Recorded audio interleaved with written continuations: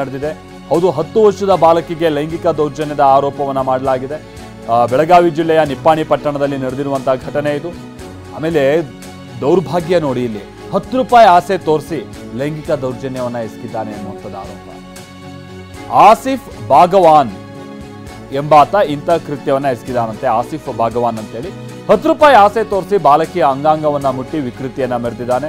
ಈ ವಿಚಾರವನ್ನು ಪೋಷಕರ ಬಳಿ ಬಾಲಕಿ ತಿಳಿಸಿದ್ದಾಳೆ. ಸೊ ಆಸಿಫ್ನನ್ನ ಆ ನಂತರದಲ್ಲಿ ಬಾಲಕಿಯ ಪೋಷಕರು ಸರಿಯಾಗಿ ಥಳಿಸಿದ್ದಾರೆ. ಆಗಸ್ಟ್ 18ನೇ ತಾರೀಕಿನಂದು ನಡೆದಿದ್ದಂತಹ ಘಟನೆ ಇದು. ಇದೀಗ ತಡವಾಗಿ ಬೆಳಕಿಗೆ ಬಂದಿದೆ. ಆರೋಪಿಯನ್ನ ಅರೆಸ್ಟ್ ಮಾಡಿ ಜೈಲಿಗೆ ಕಳಿಸಿದ್ದಾರೆ ಪೊಲೀಸರು.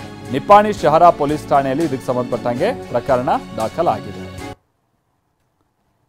ನೋಡಿ, ಈ ವ್ಯಕ್ತಿ 10 ವರ್ಷದ ಬಾಲಕಿ ಅಂತ ಅಂದರೆ ಈ ಮಗಳೋ ಮೊಮ್ಮಗಳನ್ನ ವಯಸ್ಸು. ಸೊ ಅಂಥ ಬಾಲಕಿ ಮೇಲೆ 10 ರೂಪಾಯಿ ಆಸೆ ತೋರಿಸಿ ಹೀಗೆ ದೌರ್ಜನ್ಯ ಎಸಗಿದಾನೆ ಅಂತ ಅಂದರೆ ಎಂಥ ದುಷ್ಟ ದುರುಳ ಇರ್ಬೋದು ಯೋಚನೆ ಮಾಡಿ. ಸೊ ವಿಚಾರ ಗೊತ್ತಾಗ್ತಾ ಇದ್ದ ಹಾಗೆ ಈತನನ್ನು ಥಳಿಸಿ ಇದೀಗ ಪೊಲೀಸರಿಗೆ ಒಪ್ಪಿಸಲಾಗಿದೆ. ಪೊಲೀಸರು ಈಗ ತನಿಖೆಯನ್ನು ಮುಂದುವರಿಸಿದ್ದಾರೆ.